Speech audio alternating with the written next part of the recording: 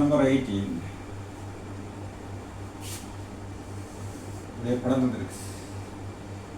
ஆரை கேபிட்டல் ஆரும் துணிவு கேபிட்டல் கூடிய வளையத்தின் XY என்ற பகுதிகள். இந்த வளையத்தில் மையம் இருக்கும்.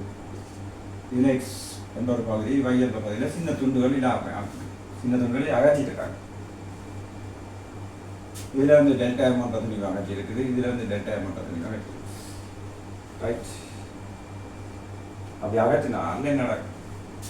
அகற்றாமல் இருந்தால் என்ன நடக்கும் என்று பார்க்கணும். அகற்றாமல் இருந்தால் என்ன நடக்கும் என்றால் மையத்தில் ஈர்ப்பு குலச்சரிவை பற்றி காய்ச்சிருக்காங்க. ஈர்ப்பு குலச்சரிவு என்பது ஸ்மால் ஜி.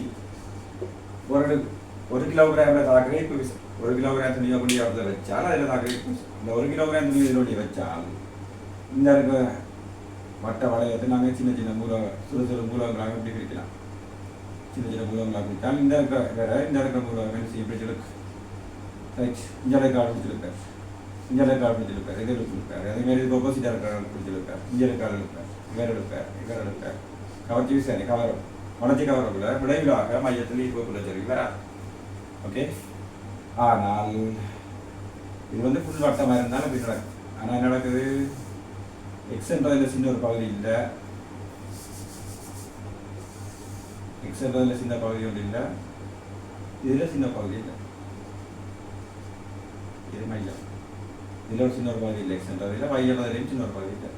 என்ன பகுதி இல்லைன்றால் ரைட், இதைத்தான் எக்ஸ் கொடுப்பாங்க. இதை Y என்று சொல்லி இருக்குது. இதில் டெல்டா என்ற பகுதி இல்லை, இதிலேயும் டெல்டா என்ற பகுதி இல்லை. Okay.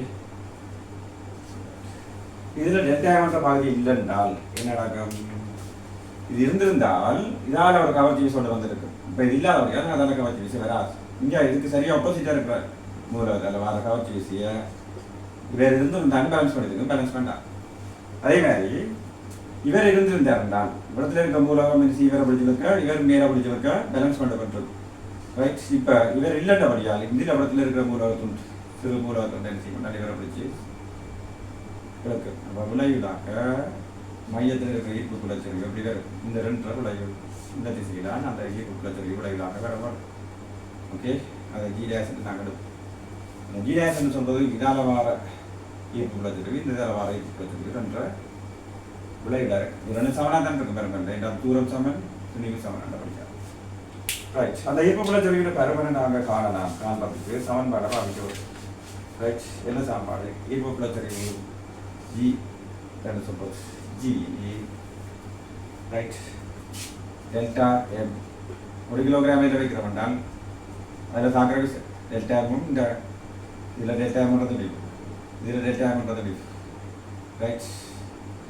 G delta M 1 kilo R ஸ்கொயர்னா தூரத்தில் வேண்டும் R. ஏன்னா டெல்டா எம் ஒரு நேரத்தில் இவருக்கு சமனானது கொண்டு இதில் இருந்திருந்தால் அவரால் வார விசை தான் 1 கிலோகிராமில் அவரால் வார விசை இதால் இதில் ஏற்படுத்தப்படுற இப்போ குலச்சரிவு. ரைட். இப்போ G என்பது முடிகிறப்போ இப்போ ஜிடாஸ் என்றது இந்த ஜீரதம் ஒன்று கொண்டு செங்குத்தான சமனான காவியம் எடுத்து கொண்டால் விளைகள் √2G என்று G square plus G square √2 times G. So ஜிடாஸ் என்று சொல்வது √2 டைம்ஸ் Gக்கு பதிலாக G delta M over R square போடலாம். இப்படி போட்டால் இவ்வாறு விட இருக்க எத்தனையாவது முதலாவது. ஸோ முதலாவது விடத்துக்கு பொருத்தமாக முடியாது இருக்கு.